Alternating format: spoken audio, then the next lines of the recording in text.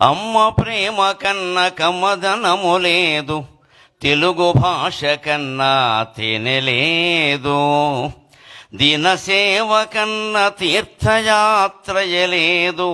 దైవభక్తి కన్నా ధనము లేదు. మండలి వెంకటకృష్ణారావు గారి శత జయంతి అంటే ఒక గాంధేయవాదానికి జరుగుతున్న శత జయంతి, సహస్ర జయంతి, ఒక నిరాడంబర జీవనానికి జరుగుతున్నటువంటి సత్కారం. ఆదర్శాలని ఆరాధించడం కాకుండా ఆచరించినటువంటి సిద్ధాంతానికి జరుగుతున్న సత్కారం.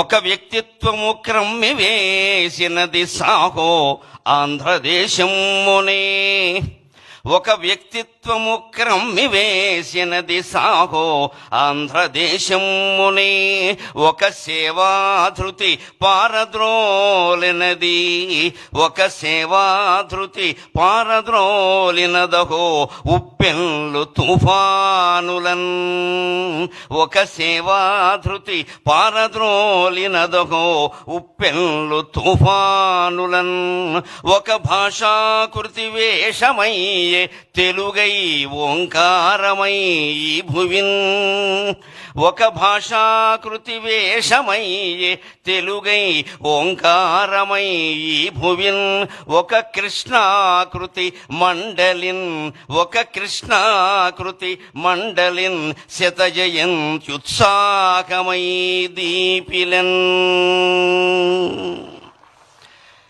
భూమండలాన్ని వసుధ అంటారు తెలుగులో. వసుధ అంటే వసువుల్ని ధరించింది అని అర్థం. వసువులు అంటే బంగారం, వెండి, నవరత్నాలన్నీ వస్తాయి. ఈ వసుధలో చాలా ముఖ్యమైన అక్షరం ఇది. వా తీసేసినా సుధా ఉంటుంది, నష్టం లేదు. ధా తీసేసినా వసు ఉంటుంది, బంగారం అని అర్థం, నష్టం లేదు. కానీ వసుధలో ఏం తీయకూడదు అంటే సు అనేది తీయకూడదు. వసుధలో సు తీస్తే వధ మిగులుతుంది. అస్సు అంటే మంచి, ఆ మంచితనం మూర్తీభవించిన సు అనేటువంటి వర్ణము సువర్ణమే మండలి వెంకటకృష్ణారావు గారు. అవనిలో ఉండే మంచితనం అంతా గడ్డ కట్టి ఆయన అవనిగడ్డలో పుట్టాడు. ఆ అవనిగడ్డకి తుఫాను వచ్చినప్పుడు, సునామీ వచ్చినప్పుడు, ఉప్పెన్లు కమ్మేసినప్పుడు పంచె పైకి అడ్డం కట్టి లేచి రైతులందరినీ పిలిచి శవాలు సైతం మోసి అనాథలకి అన్నం పెట్టి ఆదరించి తాను ఒక శాసనసభ్యుడిగా తనని అంతకుముందే ఏకగ్రీవంగా ఎన్నుకున్నటువంటి ప్రజలకి ఒక ఎమ్మెల్యే ఎంత చేయగలడో అంతకు 10 రెట్లు చేసినటువంటి మహానుభావుడైన. అటువంటి వాళ్ళు ఉన్నటువంటి సీమ, వాళ్ళ పేరు తలుచుకున్న చోట మళ్ళీ అటువంటి దుర్భిక్షం రాదు. ఇప్పుడు శత జయంతి వేడుకలు జరుపుకోవడంలో మన ఆశ ఏమిటి అంటే ఆ మహానుభావుని ఆశీస్సుల వల్ల మళ్ళీ ఆంధ్రప్రదేశ్ రాష్ట్రంలో ఎటువంటి దుర్భిక్షము రాకుండా సుభిక్షంగా వర్ధిల్లుతుంది, అందులో సందేహమే లేదు. అయినా సుభిక్షంగా వర్ధిల్లింపజేసేటువంటి అద్భుతమైన నాయకత్వం మనకి ఏడాది క్రితం లభించింది. మనం అదృష్టవంతులం.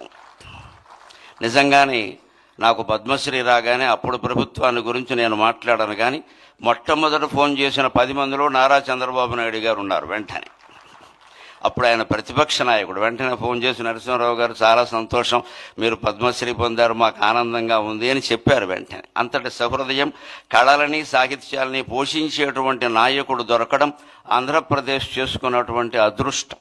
ఇంకొక మాట, కృష్ణారావు గారు లాంటి వ్యక్తులు కేవలం ఆశయాలని ఆరాధించలేదు, ఆచరించారు.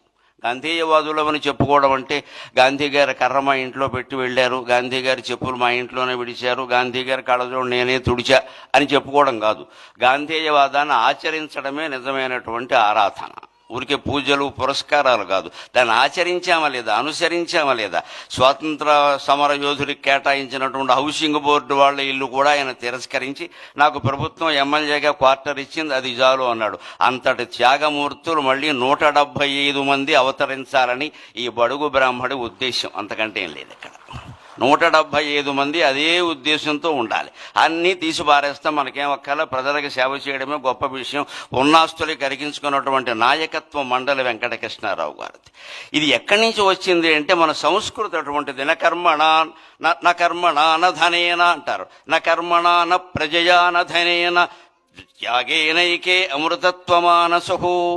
నీవు చేసిన యజ్ఞయాగాది కర్మల వల్ల కానీ ఏ కార్యక్రమాల వల్ల కానీ నీకు అమృతానందం కలుగుతుందో లేదో చెప్పలేం. నీ సంతానం వల్ల కూడా నీకు అమృతానందం కలుగుతుందో లేదో చెప్పలేము. సంతానం అంటే ఇవాళ ముందు సంతానం, తర్వాత సంతాపం, అనుమానమేం లే. ఫాలోడ్ బై డిన్నర్ అంటూ ఉంటారే, సంతానం ఫాలోడ్ బై సంతాపం. అంతకంటే లేనివాళ్ళు లేరని ఏడుస్తారు, ఉన్నవాళ్ళు ఉన్నారని ఏడుస్తున్నారు, అంతకంటే ఏం లేదు. ఈ సంతానం వల్ల నీకు అమృతానందం కలగదు. ఎన్ని వందల కోట్లు సంపాదించినా నీకు అమృతానందం కలగదు. త్యాగం చేస్తేనే అమృతానందం కలుగుతుంది. అది కృష్ణారావు గారి జీవితం. ఇట్టి ఈ క్రమశిక్షణకి ఎన్ని ఏండ్లు, ఇట్టి త్యాగానుభూతికి ఎన్ని ఏండ్లు, త్యాగమున అమృతత్వమునందుమనడి వేలేండ్ల సంస్కృతి ప్రాణమీవు, త్యాగమున అమృతత్వమునందుమనడి వేలేండ్ల సంస్కృతి ప్రాణమీవు. ఆయన భాషాభిమాని, కేవలం అభిమాని కాదు, ఆయన తప్పులు దిద్దేవాడు. ఓ మాస్టర్ అబ్బాయి కదా, గురువు గారు అబ్బాయి కదా, బుద్ధి చెప్పేవాడు, బుద్ధి తేనేమయ్యా అన్నాడు వేమన్న గారు. అందుకని ఆయన తప్పులు దిద్దేవాడు. టీచర్స్ డేని తెలుగులో గురువుగారి దినం అంటుంటే ఆ మాట ఏమిట్రా అన్నట్టు ఆయన. ఎందుకంటే దినం అనే మాట తెలుగులో ఎక్కడ వాడతారో అందరికీ తెలుసు. అందుకని ఎన్టీ రామారావు కూడా శ్రీకృష్ణ విజయంలో గొప్ప డైలాగు పెట్టించాడు ఆయన కావాలని.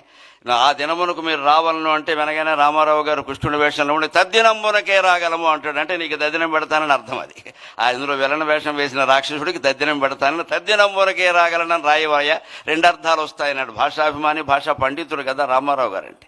అలాగే ఈయన కూడా అదే. కాబట్టి గురువు గారి దినం అంటే ఏమిటది? గురు పూజా మహోత్సవం అని మొట్టమొదట మార్చిన వాడు మండల వెంకట కృష్ణారావు గారు. భాషలో అటువంటి దోషాలు సరిచేయాలి మనం. మదర్స్ డే, ఫాదర్స్ డే అనగానే తల్లి దినం, తండ్రి దినం అనకూడదు. మనకి దినాలు పెట్టి అలవాట్లేదు. ప్రతిరోజు తల్లిని గౌరవిస్తాం, ప్రతిరోజు తండ్రిని గౌరవిస్తాం. మనకి డేస్ జరుపుకోవడం మానేసి వాళ్ళ పుట్టినరోజు నాడు వాళ్ళ దగ్గర కూర్చుని పారసేవ చేస్తే అది మాతృభాషా దినోత్సవం, మాతృదేవీ దినోత్సవం కూడా అవుతుంది. అటువంటి ఆదర్శాలన్నీ మనం స్వీకరిద్దాం. ఇవాళ మండలి బుద్ధప్రసాద్ గారు కూడా తండ్రికి ముమ్మూర్తుల 100కి 100 పాళ్ళు ప్రతిరూపమైనటువంటి వ్యక్తి. వ్యాసభారతంలో అటువంటి వ్యక్తుల గురించి ఒక మాట చెప్తారు. అంగాద్ సంభవసి ఆత్మావై పుత్ర నామాసి, అంగాద్ సంభవసి ఆత్మావై పుత్ర నామాసి. నా యొక్క ప్రత్యంగము రూపుదాల్చి నువ్వు పుట్టావయ్యా అంటాడు తండ్రి కొడుకుతో వేదంలో. అలాగే కృష్ణారావు గారి యొక్క ఆత్మ, బుద్ధి, మనస్సు, దేహం సర్వావయవాలు రూపుదాల్చి పుట్టినటువంటి వ్యక్తి బుద్ధప్రసాద్ గారు. ఎప్పుడు మేము రాజకీయాలతో సంబంధం లేకుండా మేము 3-4 గ్రూపుకి చెందిన వాళ్ళం ఉన్నాం. నాకు వాట్సాప్లు లేవు కానీ మాట్లాడుకుంటాం ఫోన్లో. ఏం మాట్లాడుకున్నా భాషా సాహిత్యం, ఇంకో మాట ఉండదు అక్కడ. అటువంటి స్నేహం బుద్ధప్రసాద్ గారితో ఉంది. వారి కార్యక్రమం మొదట్లో ఆయన శత జయంతి గురించి చాలా విశేషాలు మనకు చెప్పారు. మళ్ళీ మండలి వెంకటకృష్ణారావు గారు లాంటి నాయకులు 175 నియోజకవర్గాలలోనూ ఆవిర్భవించాలి. ఆంధ్రప్రదేశ్ భారతదేశంలో కాదు ప్రపంచంలోనే ఆదర్శమైనటువంటి రాష్ట్రంగా ఉండాలి అని కోరుకుంటూ నేను సెలవు తీసుకుంటున్నాను.